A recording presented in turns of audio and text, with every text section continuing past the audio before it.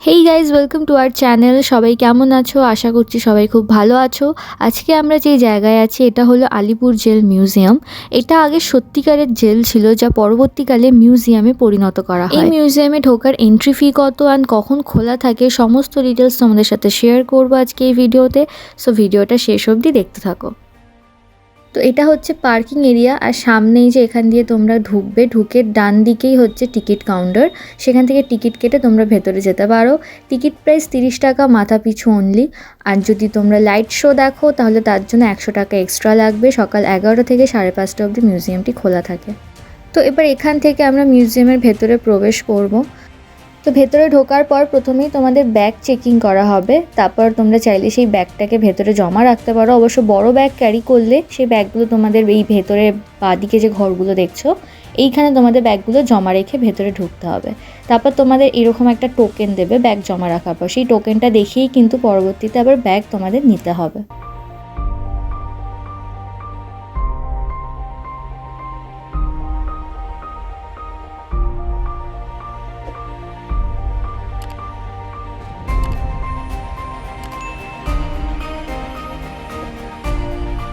তো ভেতরে ঢুকেই তোমরা প্রথমেই এই বোর্ডটা দেখতে পাবে। এখানে মিউজিয়ামের ভেতরে কোথায় কি রয়েছে তারই একটা তালিকা এখানে দেওয়া রয়েছে। এরপর গেট দিয়ে ঢুকে ডান দিকে রয়েছে এই শহীদ স্তম্ভ।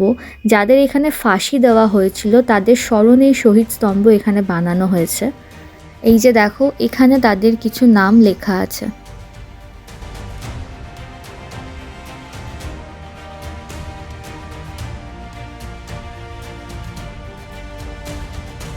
এখানে মিউজিয়ামের একটি গাইড ম্যাপও দেওয়া আছে, যার সাহায্যে মিউজিয়ামের কোথায় কি রয়েছে তা তোমরা দেখতে পারবে। তো আমরা প্রথমে বাঁ দিকের রাস্তা দিয়ে হাঁটা শুরু করলাম। বাঁ দিক থেকে ঢুকে এই যে সামনে বোর্ড রয়েছে, এখানে দেখো গ্যালোজ আছে, অর্থাৎ ফাঁসির মঞ্চ। এরপরে নেহেরু সেল, নেতাজি সেল ইত্যাদি সেলগুলো রয়েছে এই বাঁ দিকে। এই বিল্ডিংয়ে আছে নেতাজি, বিধানচন্দ্র রায়, চিত্তরঞ্জন দাস ও যতীনমোহন সেনগুপ্তের কক্ষগুলি রয়েছে।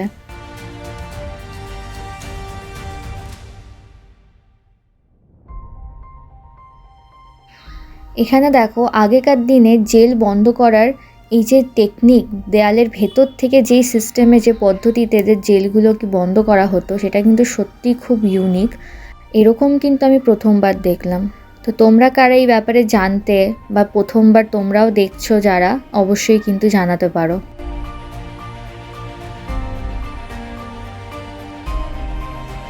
এই সেলে ভারতের অন্যতম স্বাধীনতা সংগ্রামী বিধানচন্দ্র রায়ের একটি মূর্তি আছে। ইনি 5ই সেপ্টেম্বর 1930 থেকে 16ই জানুয়ারি 1931 পর্যন্ত তিনি এই জেলে বন্দী ছিলেন। এইবার আমরা উপর তলায় যাব, দেখব উপরে কোন কোন কক্ষগুলি রয়েছে। এই সেলগুলো তোমরা দেখলে বুঝবে যে বন্দিরা এই ঘরের মধ্যে কত কষ্টে দিন কাটাতো। একই ঘরের মধ্যে স্নান করা, বাথরুম, একই ঘরের মধ্যে ঘুমানো, সব কিন্তু একটা কক্ষেই তারা করতো।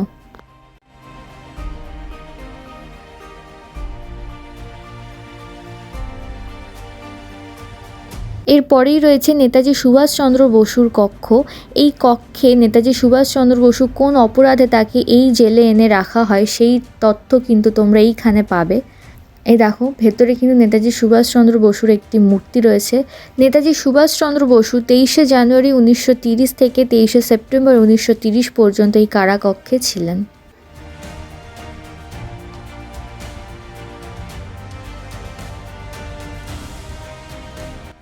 নেতাজি সেলের পাশেই রয়েছে দেশবন্ধু চিত্তরঞ্জন দাশের সেল।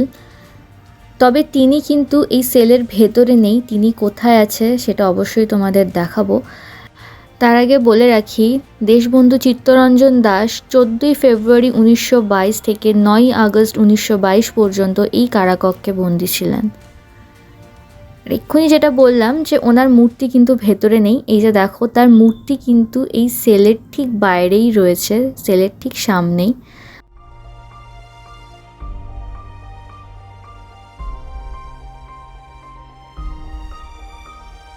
এরপর এই সেলে যতীন্দ্রমোহন সেনগুপ্তের একটি মূর্তি রয়েছে।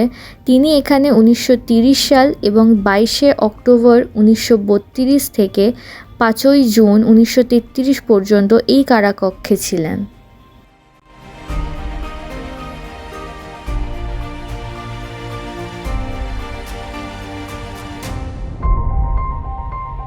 এবার আমরা যাব ফাঁসির মঞ্চে।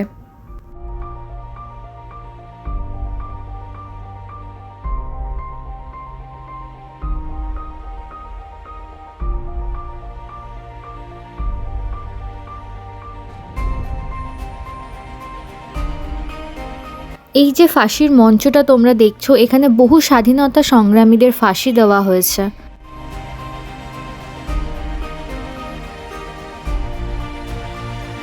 বন্দীদের এখানে ফাঁসি দেওয়ার পর তাদের দেহগুলোকে এই কাচের ঘর থেকে বার করা হতো, বার করে তাদেরকে নিয়ে যাওয়া হতো ময়নাতদন্ত ঘরে।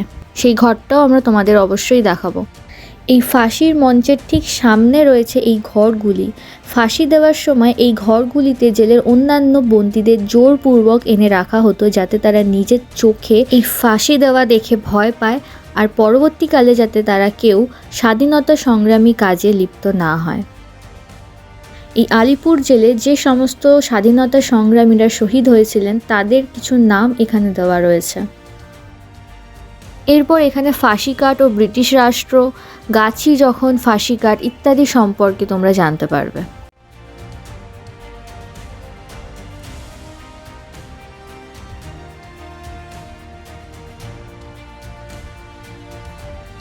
এইটা হচ্ছে অটোপসি রুম, অর্থাৎ ময়না তদন্ত করার ঘর। ফাঁসি দেওয়ার পর তাদেরকে এই ঘরেই কিন্তু এনে পরীক্ষা করা হতো। তবে এখানে আসলে অবশ্যই তোমাদের গায়ে কিন্তু কাঁটা দিয়ে উঠবে। অটোপসি রুমের পাশেই কিন্তু রয়েছে এই নির্জন কক্ষ। যখন কোনো বন্দীকে ফাঁসির সাজা শোনানো হতো তখন তাদেরকে এই নির্জন কক্ষেই এনে রাখা হতো, তারপরে তাদেরকে ফাঁসি দেওয়া হতো।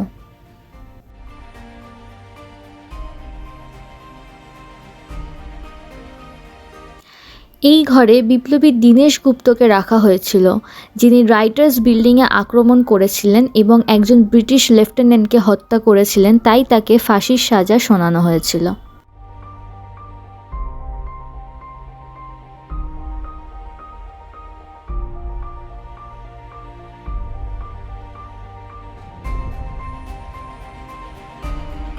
এইবার আমরা যাচ্ছি স্ট্রিট নাম্বার 6-এ, অর্থাৎ ডান দিকে যে রাস্তাটা চলে গেছে সেই দিকে এবার আমরা এগোবো।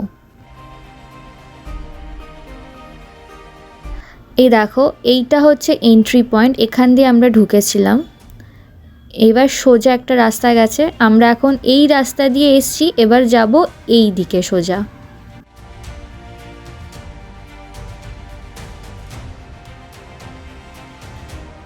বাঁ দিকে রয়েছে নেহেরু সেল, যার ভিতরে আমরা এখন প্রবেশ করব। তবে তার আগে তোমাদের বলে রাখি, এই জেল মিউজিয়ামটি কিন্তু মানডে করে বন্ধ থাকে, তাই তোমরা টিউসডে থেকে সানডে অবধি যে কোনো দিন এসে এটা দেখে যেতে পারো। এই মিউজিয়াম সকাল 11টা থেকে সন্ধে 5:30 অবধি কিন্তু খোলা থাকে। তারপরে মানে সন্ধ্যের পরে এখানে হয় লাইট শো, সেটা কোথায় হয় সেটাও আমরা তোমাদের দেখাবো। এই সেলে জওহরলাল নেহেরুর একটি মূর্তি আছে। নেহেরু 17ই ফেব্রুয়ারি 1934 থেকে 7ই মে 1934 পর্যন্ত এই কারাকক্ষে ছিলেন। জওহরলাল নেহেরুর সেলের বাইরে একটি গাছতলা আছে, যেখানে ইন্দিরা গান্ধীর একটি মূর্তি রয়েছে। বলা হয় নেহেরু যখন এই কারাগারে বন্দী ছিলেন তখন শ্রীমতী ইন্দিরা গান্ধী তার সাথে দেখা করতে আসতেন আর এই গাছতলায় বসে কথা বলতেন। এরপর আমরা সামনের দিকে এগোবো। এখানে একটি গুদাম ঘর ও পুরনো লাইব্রেরিও আছে, কিন্তু ওই দিন ওটা বন্ধ ছিল। পুরো মিউজিয়ামেই কিন্তু এরকম বসার জায়গা তোমরা পেয়ে যাবে, যেখানে বসে তোমরা কিছুটা সময়ও কাটিয়ে নিতে পারো। এরপর সামনেই একটা বড় উঠোন রয়েছে, যার মাঝ বরাবর রয়েছে এই ওয়াচ টাওয়ার। জেলের একদম সেন্টারে রয়েছে এই ওয়াচ টাওয়ার এবং এখান থেকেই কিন্তু পুরো জেলের ওপর নজরদারি রাখা হতো। আর সাইডে রয়েছে কতগুলি সাধারণ কক্ষ আর অন্য সেল যেখানে বন্দীদের রাখা হতো। যেমন এই পাশে একটি সাধারণ কক্ষ রয়েছে, যার একটা ঝলক আমরা দেখে নেব।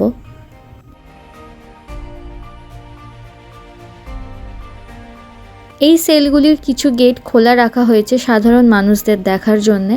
ফলে তোমরা চাইলে ভেতরে গিয়ে দেখতে পারো যে ভেতর থেকে বাইরের দৃশ্যটা দেখতে কেমন লাগে। আর এই সাইডে সম্পূর্ণ আলাদা একটা সেল বানানো হয়েছে। অ্যান্ড দেখতেই পাচ্ছ তোমরা সেলের বাইরে অলরেডি একটা বন্দি দাঁড়িয়ে রয়েছে, ভেতরে ঢুকবে ঢুকবে করছে। তবে গত জন্মের কথা মনে পড়ে যাবে, সে আবার বাইরে বেরিয়ে আসে।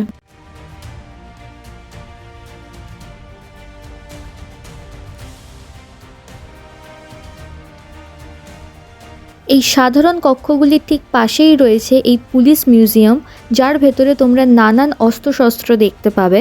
আগেকার দিনে ব্যবহৃত বোম, বন্দুক, বুক বোম ও তরোয়াল ইত্যাদি জিনিস দেখার আছে এখানে। তার সাথে পুরনো দিনে হওয়া কিছু যুদ্ধ ও বিদ্রোহের কথাও ভেতরে তোমরা জানতে পারবে। সাথে পাবে ইতিহাসের নানান তথ্য, বাংলার বিপ্লবী কর্মকাণ্ড থেকে শুরু করে 1908 সালের নড়িয়া ডাকাতি মামলা, আলিপুর ষড়যন্ত্র মামলা, 1910 সালের ঢাকা ষড়যন্ত্র মামলা ইত্যাদি নানান তথ্য ও ইতিহাস তোমরা এইখানে জানতে পারবে।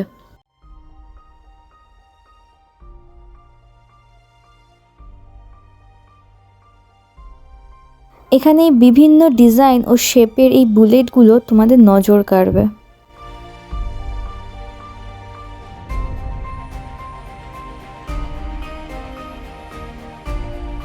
এরকম পরপর অনেকগুলি সেল রয়েছে, যা তোমাদের ঘুরে দেখতে কিন্তু বেশ সময় লাগবে। এরপর এই যে বিল্ডিংটা তোমরা দেখতে পাচ্ছ, কয়েদিদের সবার প্রথমে এনে কিন্তু এইখানেই রাখা হতো। ভেতরের ঘরগুলো দেখলে বুঝবে ভেতরের এই কক্ষগুলো বা সেলগুলো কত অন্ধকার। এইরকম অন্ধকার ঘরের মধ্যেই কিন্তু বন্দিরা থাকতো। এরপর রয়েছে বন্দীদের জীবনচর্চা, অর্থাৎ জেলের ভেতর বন্দীদের লাইফস্টাইল কীরকম ছিল সেটাই এবার আমরা দেখব। এই যে বিল্ডিংটা তোমরা দেখতে পাচ্ছ, পুরো মিউজিয়ামে কিন্তু এই একটা মাত্র বিল্ডিংই আছে যেটাকে রেনোভেট করা হয়নি। সাধারণ মানুষ যাতে অনুভব করতে পারে যে আসল জেল কেমন ছিল, তাই জন্য এই বিল্ডিংটা যেমন ছিল ঠিক তেমনটাই এটাকে রাখা হয়েছে। তো এবার আমরা দেখব জেলের ভেতরে বন্দীদের জীবনচর্চা কেমন ছিল।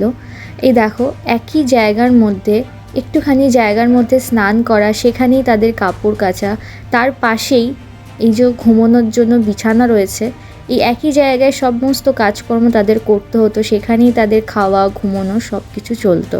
এই অন্ধকারাচ্ছন্ন ঘর যেখানে কয়েকটা মাত্রই আলো রয়েছে, এর মধ্যেই তারা থাকতো, সেখানেই সমস্ত কাজ করত। দিনের পর দিন তারা এই নরকেই কিন্তু থাকতো।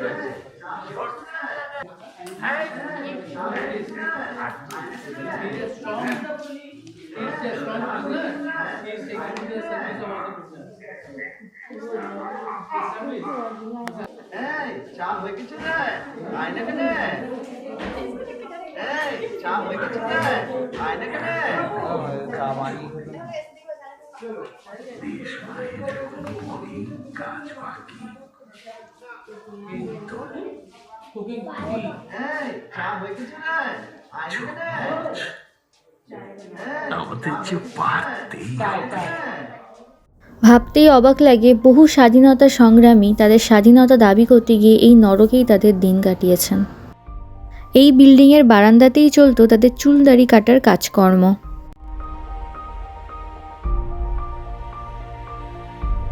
এই বিল্ডিংয়ে একসাথে অনেক বন্দী থাকতো। কেউ যদি দোষ করত তবে তাকে এইভাবেই শাস্তি দেওয়া হতো।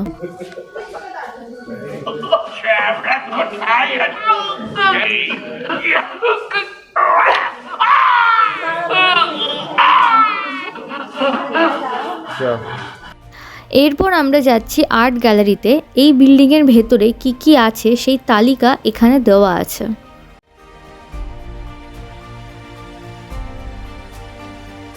প্রথমেই আমরা দেখব প্রদর্শনী কক্ষ।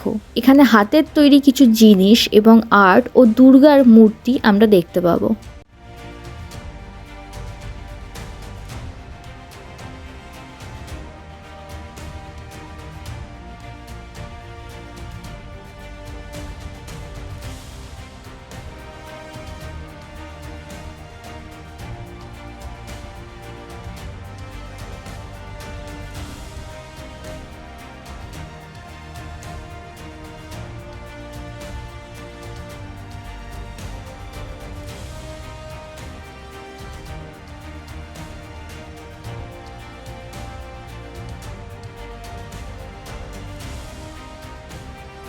এরপরেই আছে স্থায়ী প্রদর্শনী কক্ষ, যেখানে একটি প্রজেক্টরের মাধ্যমে আলিপুর জেলের কিছু ঘটনা ও তথ্যকে দেখানো হয়েছে।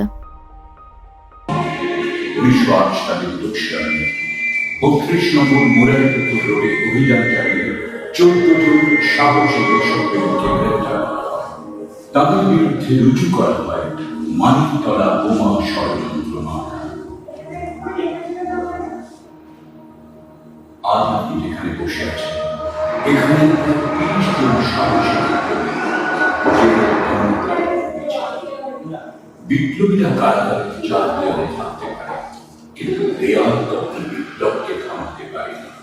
বিপ্লব ঝড়ের মতো ছড়িয়ে পড়েছিল চারদিকে। গুপ্ত এজেন্সির দ্বারা গোপনে বালিশে লুকিয়ে রাখা 7টি পিস্তল, দড়ির মণি এবং বোমা।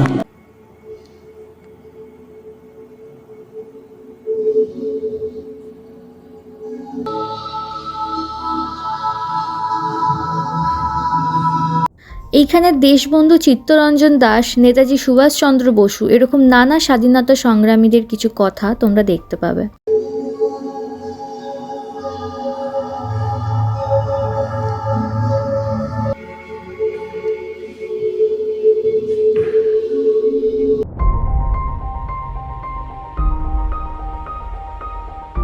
এইবার চলে এসেছি মিউজিয়ামের হসপিটাল বিল্ডিংয়ে, যা এখন গ্যালারিতে পরিণত হয়েছে।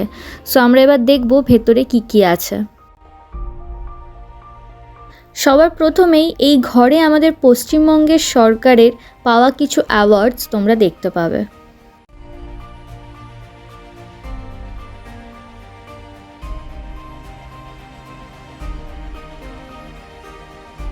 এরপর আরও ভেতরে যেতেই এইখানে রয়েছে বিপ্লবী দীনেশ গুপ্তর ব্যবহৃত পিস্তল। এই বিল্ডিংয়ের কোন কক্ষে কী কী আছে তার একটি তালিকা এখানে দেওয়া আছে। এবার আমরা যাব ওপরের ফ্লোরে। ওপরে প্রথমেই আছে ঋষি অরবিন্দ ঘোষের গ্যালারি, যেখানে তার বৈপ্লবিক কর্মকাণ্ড তোমাদের চোখে পড়বে।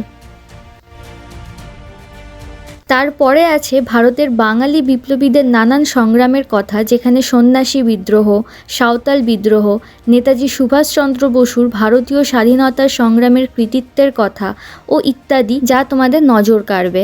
এক কথায় ভারতের বাঙালি বিপ্লবীদের সংগ্রামের নানান কথা ও ইতিহাস এই এক জায়গাতেই কিন্তু আছে।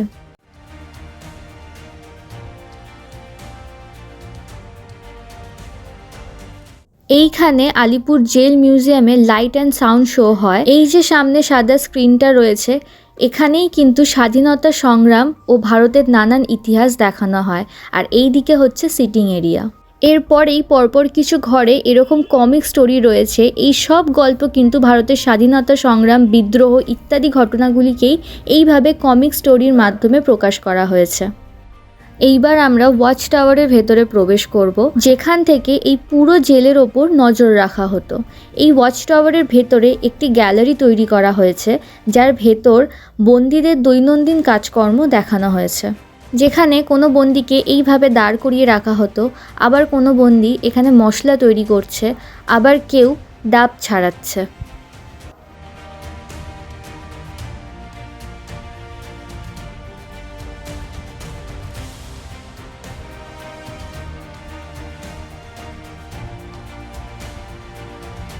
মানিকতলা বোমা মামলায় ব্যবহৃত বোমার মতো একটি বোমা এখানেও বানানো হয়েছে ওয়াচ টাওয়ারের ঠিক সামনে।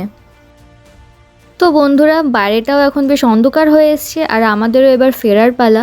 তো গাইজ, তোমাদের ভিডিও এবং এই জায়গাটা কেমন লাগলো অবশ্যই জানিও। যারা নতুন এই চ্যানেলে, অবশ্যই চ্যানেলটাকে সাবস্ক্রাইব করো।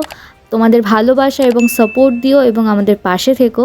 আর ডেসক্রিপশানটা কিন্তু ফলো করতে ভুলো না, কজ ওখানেই কিন্তু সমস্ত ডিটেলস দেওয়া থাকবে। মিউজিয়াম ক্লোজিং, ওপেন টাইম থেকে শুরু করে টিকিট প্রাইসিং সমস্ত ডিটেলস দেওয়া থাকবে। আর তোমরা যদি আমাদের পার্সোনালি ফলো করতে চাও, তাহলে অবশ্যই লিঙ্ক আমরা দিয়ে দেবো ডেসক্রিপশানে, ফেসবুক অ্যান্ড ইনস্টাগ্রাম। তোমরা চাইলে সেখান থেকে আমাদের ফলো করতে পারো। তাহলে টাটা, যেই অবধি দেখা হবে আবার নেক্সট ভিডিওতে।